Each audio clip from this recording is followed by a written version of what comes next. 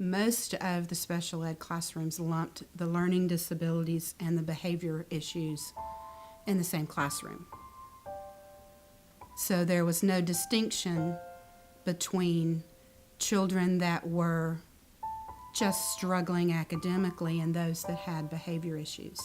So the children ended up being labeled as behavior problems whether they had them or not. And they were labeled as not able to succeed. Hi, my name is Tyler, and this is my little red schoolhouse. Brookwood Christian School is home to many kids with learning disabilities. They specialize in teaching dyslexic students. He's got one of the best friends he's ever had, really. I mean, and my phone battery is dead all the time because of this, but he's calling one of his little buddies here, and it was kind of hard for that to happen in this Atlanta school system. Brookwood is a wonderful home for us because we learn differently. All of us have become a family here. We learn to accept each other's differences, and some of those differences is having a high IQ. School is great because I've been in it for 1 month and it made me smarter already.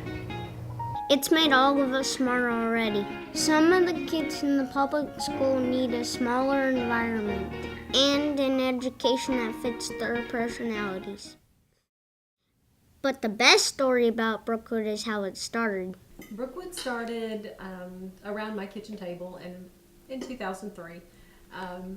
My older daughter, Kristen, is dyslexic, and I had to really stop everything I was doing and learn how to help her. And I had to learn how to do the Wilson reading lessons for her. And once I learned to do that, I started tutoring other kids. So at one point I had about 5 different kids around my kitchen table, and we were doing Wilson reading lessons every day.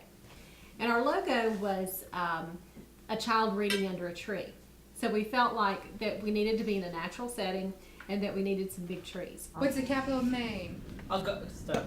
Good. What about Massachusetts, Matthew? Boston. You got it out too fast. How about Vermont? Montpelier. Very good. New Hampshire?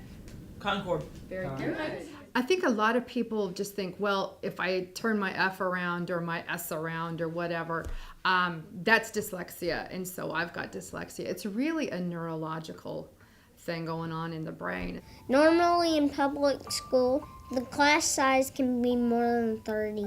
But here, our largest class size is 7. And that's the biggest advantage that we have. We have a very small student-teacher ratio, so we can do that. And to me, that is the thing that separates us from the public school. There is no bullying here whatsoever. We all have a disability and we get along because of that. We all know that someone here has a disability, and that makes us even in a way. But here, nobody does anything. Everybody's just extremely friendly and they treat each other equally. It's just amazing.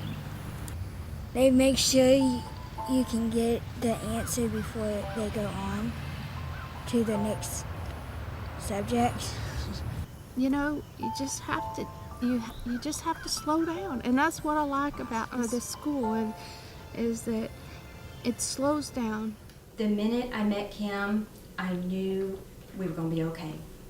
And they took him, and they loved on him, and they taught him, and he never had that before. You know, we've been parents that are willing to do whatever it takes.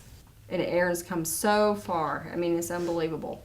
But to find a school that could work with the Asperger's and the dyslexia, we didn't think there was such a thing. And I thank God for Brookwood and for Kim and the staff there, because that is an answer to our prayers, and it's a blessing to our family.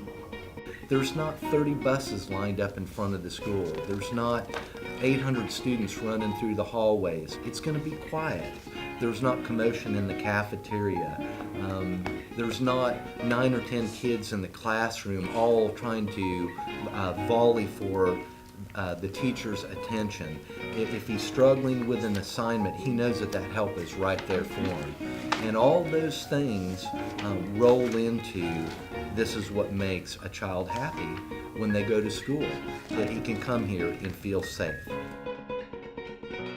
Miss Kim's vision can help any community create their own little red schoolhouse. Can you imagine these little red schoolhouses popping up all over the country?